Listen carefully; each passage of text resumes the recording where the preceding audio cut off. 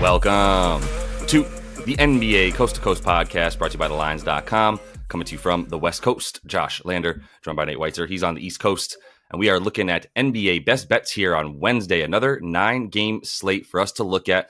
Bunch of teams on a back-to-back, Nate. 7 of them are playing their second night in a row, including that Wizards squad with a nice win over Milwaukee last night. We'll be taking a look at 4 of those best bets here for you. Also have play of props up in a separate video as well, so make sure to subscribe to that page and continue to follow along all season and postseason with us as well. Also want you to head to thelines.com and use everything that we are putting up on the site right now to help you with these bets in the NBA. Nate, let's go ahead and jump right into your first best bet. I will say, nice little 6-2 day yesterday combined with the best bets in the play of props, 3-1 in both. So let's keep the streak alive. Yeah, man, I can't believe the Wizards won that. I mean, there was so much to like yesterday that I never got to Wizards plus 13, but I was actually thinking that with Dame out, that they had a good chance to cover. Nonetheless, let's move on. 9-game slate here. And I'm going to the Pelicans. It did pop at -3.5. It was -5 for a while. Now it's about -4 anyway. But look, I think it's moving in the right direction if you want to fade the recent history, as in these teams met a couple weeks ago. Pelicans were sky high, and then they kind of bottomed out in Orlando while losing Brandon Ingram to a bad knee injury. A lot of things just went wrong in that game. I mean, they were up. They were holding Paolo. I mean, Herb Jones in particular, to an 0-for-10 start. And then he kind of rallies after the injury. He gets his second career triple-double. The bench pulls off a 33-10 run. You know, it's stuff that you see sometimes when you lose a guy mid-game versus when you know he's out. And BI's been out for a while. The Pels still have not been winning because they've had an absolute brutal schedule stretch here. Their last 3 against Suns, Celtics, Bucks, who they beat, and the Thunder lost the other 3, lost to the Suns because Devin Booker left his body. But this Orlando team is not one to fear down the stretch, and it's not one to fear against really good teams. I mean, this is what we're talking about when we're projecting the playoffs at this point. It's like, can Orlando really beat anyone in the playoffs when they can't score in the fourth quarter? I mean, unlikely, but this is probably what the doctor ordered for the Pelicans in terms of their just awful clutch numbers, fourth quarter numbers since the All-Star break, because Orlando's been equally bad. They have the 4th worst offensive rating in the fourth quarter, and they have a negative net rating since the break. And like Lino, we were highlighting the same things going into this matchup in Orlando. Again, this one being in NOLA, big difference that Orlando just does not beat good teams, and they really don't beat them on the road. They're 17-25 against teams with winning records. After they beat NOLA, they went on the road, lost 3 straight to playoff teams. Like straight up, I think they've lost 10 of their last 12 to teams in the playoffs. Their 2 road losses, the 2 road games they've played against playoff teams since the All-Star break, Atlanta and New York just absolutely smacked them. They held them to a 92 offensive rating. Then they have 4 wins against just really the dregs of the Eastern Conference. And, I mean, with the Pels, now they know BI's out. We know Trey Murphy is in that starting role, and CJ is going to be the main facilitator. And you look at some of their lineup combinations. I mean, with Trey Murphy in and Joe Val sitting, so you get like a Larry Nance in there or someone. They have just an elite free throw rate, very low turnover rate. Those are the combinations that you need to beat this Orlando team. And CJ has had some success against Orlando, even as the number 1 option. He's had 2 really good games because Z and BI were both out for those games. So I think he can still get some things going out of the backcourt. I think Zion's going to have a much better game than he had in Orlando, where he had 8 turnovers, 5 fouls. And the Pels get it right here, get back on the right track, because they absolutely need this one. Yeah, we're both on this game as well. I am kind of like, one of my things, the only thing I'll add, let's just put it this way. You said everything. I'll just add that Markelle Fultz is not getting time anymore. This Orlando team is now playing Paolo at the point. I don't like that, to be honest with you. I want them to have a point guard. I understand how good Paolo is as a distributor and as a playmaker at times. But I want them to have a point guard. I want him to be off the ball. And maybe there's something there that they've seen that I don't understand. But Markelle Fultz has been almost completely banished from this lineup, playing like less than 10 minutes a couple times without an understanding of an injury.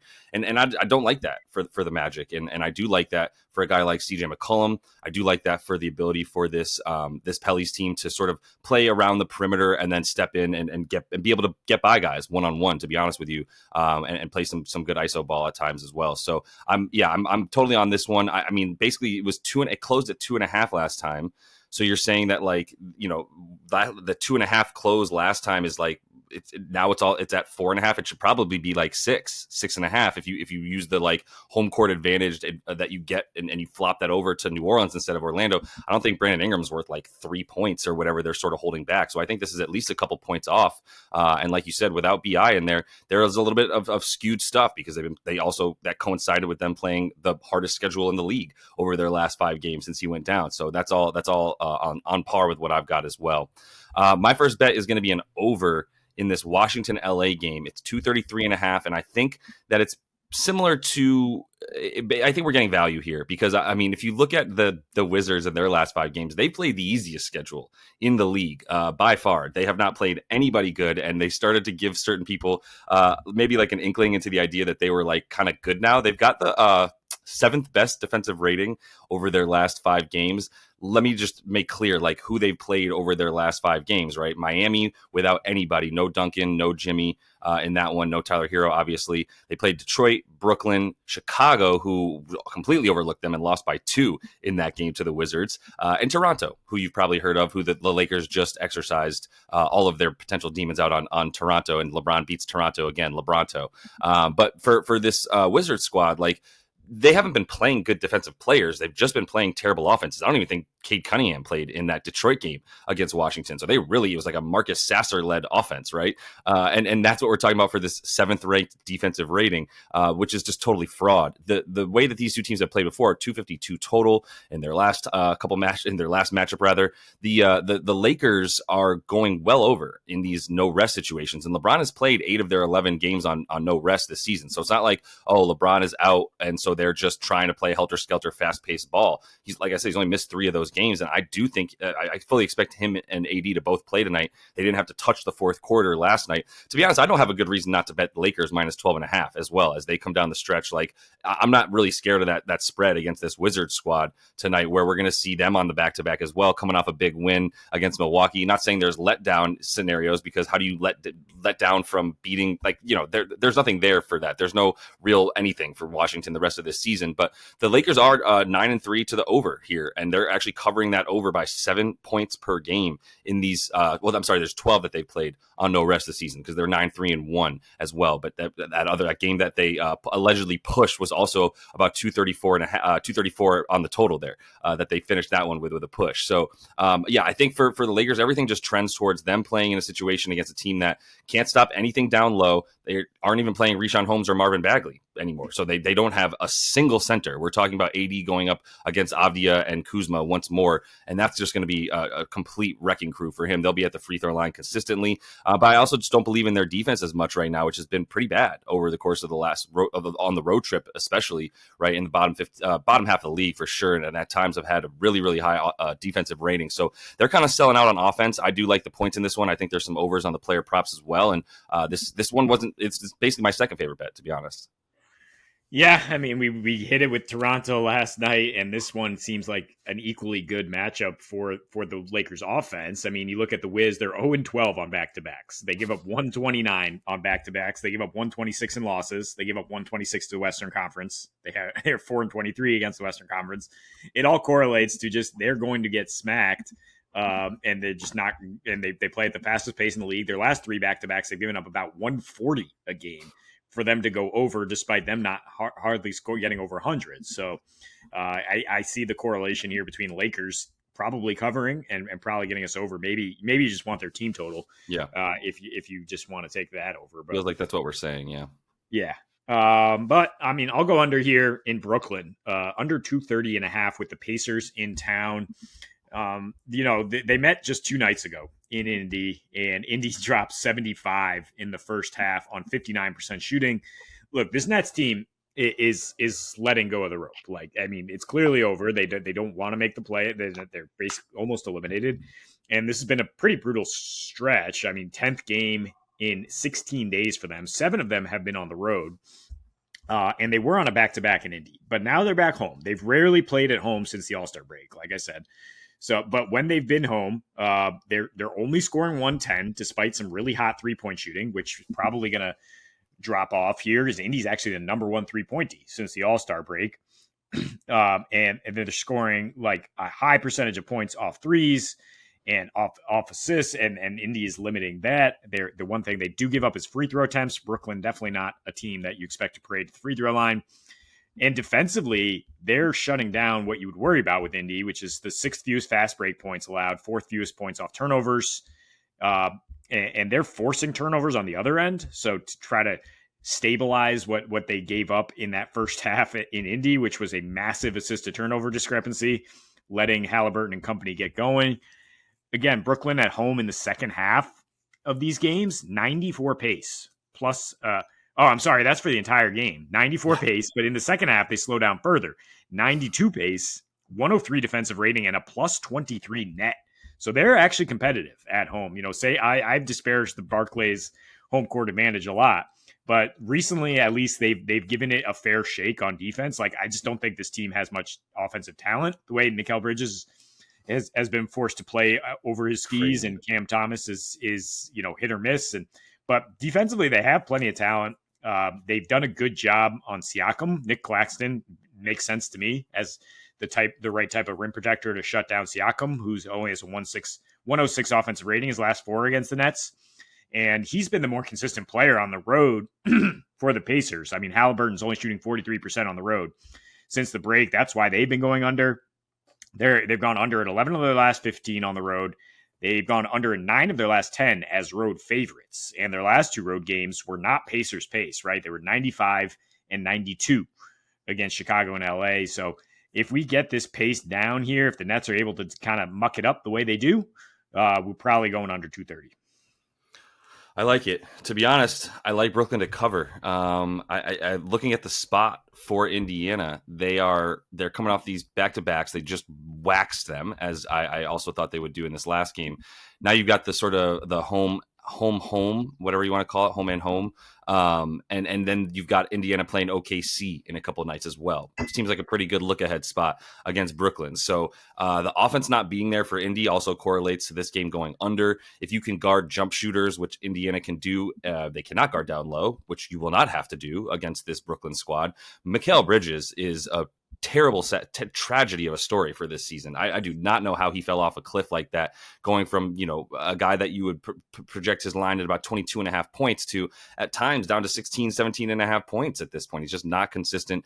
He's become pretty much just a jump shooter as well, not getting to the rim at all, which is what you need to do. He's consistently bad. He's consistently bad. That's a really good point. He's consistently bad. He is consistent now, and it was sporadic at times where you might see a spike game from him. But I don't know. This has just been a wreck of a season for Brooklyn. There's few teams that I don't believe in moving forward. Like, their future is as bleak as I can think of in the NBA right now, including that Wizards team. But 2 teams with very bright futures for our final game here: OKC and Brooklyn and Boston.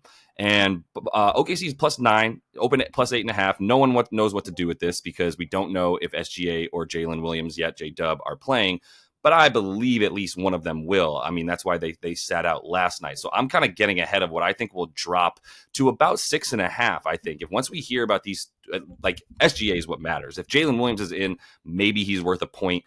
SGA and J-Dub together, that's got to be worth like 3 to 4 points, right? That on the spread there. So I'm going to try to get ahead of that more than anything, with the belief that if neither of them play, this is a blowout, probably, to be honest with you. Like, Boston probably handles this with OKC on the second leg of this back-to-back. But really what I'm looking at here is Boston lack of defense. And they're playing this Thunder team has been playing really well, shooting the ball really well, making the eighth most threes over their last 10 games. Boston, a little bit skewed in their defensive metrics because they were so bad against Atlanta twice in a row. But Atlanta's, what do they want to do? They want to shoot threes as well. That's what they've been doing and playing, honestly, very similarly to how this Thunder team plays. You look at the way that the Hawks have been winning games, some against bad teams, some against this Boston Celtics team. And it's been play helter-skelter ball, play at a very fast pace, play points off of turnovers, get steals as much as you can, play pressure defense, which is not something you've ever seen from a Trae Young-led team, because how are you going to play pressure defense when the point of your defense at the top is Trae Young, right? So now that he's not there, by the way, DeJounte Murray, sneaky, like, MVP candidate next year. Like, this dude is insane when you put the ball in his hands as the lead guard on a team with any competence on offense. It's the first time he's played with a guy as good as Bogdanovich next to him, or certainly Jalen Johnson, since he came from that Spurs squad out here, right? So, and obviously I'm not totally up to date on my like 3-4 years ago Spurs roster, but I'm pretty confident there was nobody as good as those two dudes on that Spurs team before he came over here.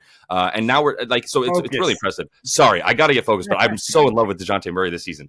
Finishing up my OKC stuff with Boston. What a wild game series that was. With Boston not playing that 3-point defense, that's what I'm looking at for the Thunder. So then you talk about the Thunder similarities to the Hawks, right? And I'm just gushing over this Hawks team as of late, but it is that like same style of transition, play at a fast pace. That's what the Thunder do. They've always been a pressure attack defense and lead to transition offense, making jump shots, making mid-range, taking the highest frequency of mid-range shots in the league over their last 5 games. And on the season, a top 3 team. They haven't even had Shy for 2 of these games, and they're still hitting a ton of mid-range stuff in the last 3 games that they played without him, including that game last night. So if you're a jump shooting team that can occasionally get to the rim, but is definitely still relying on good ball movement, helter-skelter play at a fast pace, that leads to Boston. I also like the over as I continue talking about this game, and I know it's gotten bet up about 4 points, and I missed it at 227.5. I think I would still take this at 231.5 with just one of these two dudes for the Thunder playing in there, because once you get Boston in that, like, the Boston doesn't play at a fast pace, right? But if you get them into an up and down game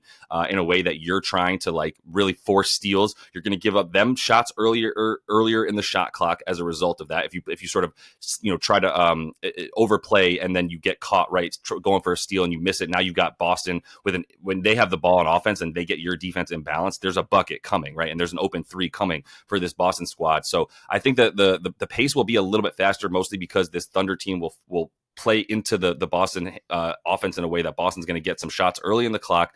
The Thunder are going to do their best to muck this game up and muddy it up and get it fast paced and get it moving, because they don't have the half court offense necessarily, and honestly defense, to hang with this Boston team. Even though Chet Holmgren is a decent matchup, right, for KP, I can't imagine Chet sits on the back-to-back. He's played almost every single game on no rest this season. That would be a fear of mine for taking the Thunder or the over. But like I said, getting ahead of the idea that SGA and J-Dub play in this game, the way that this team is shooting versus this poor shooting defense for Boston, like 9 points is just way too high.